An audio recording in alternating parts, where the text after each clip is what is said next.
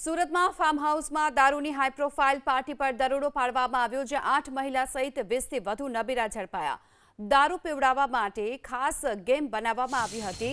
ડુમ્મસ વિસ્તારમાં આવેલા એક ફાર્મ હાઉસમાં 14 ઓગસ્ટની મોડી રાત્રે ચાલી રહેલી આ હાઈ પ્રોફાઇલ દારૂની મહેફિલ પર પોલીસે દરોડો પાડ્યો।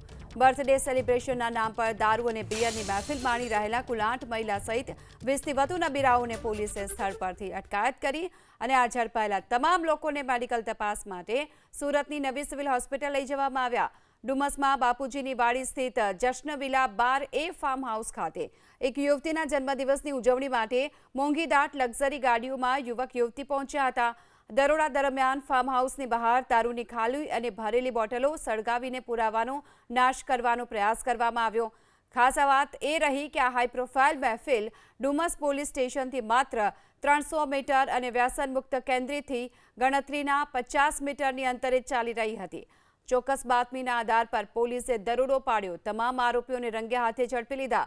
તપાસમાં એ પણ સામે આવ્યું છે કે આ મહેફિલમાં કોણ અને કેટલો દારૂ પીશે તે નક્કી કરવા માટે એક અનોખી રમતો ગોઠવવામાં આવી હતી।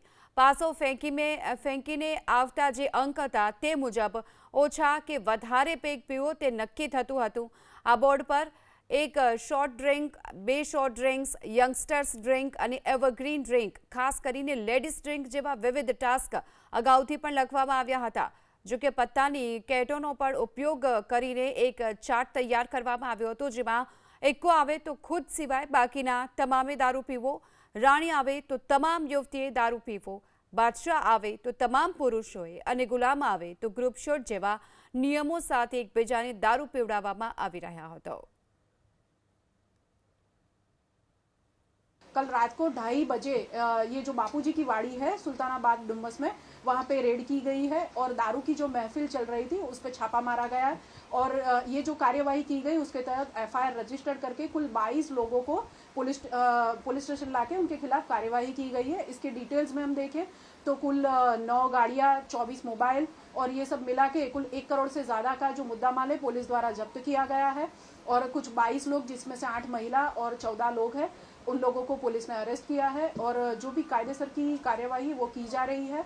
इसमें अभी पूछताछ जो आरोपी उनकी जारी है।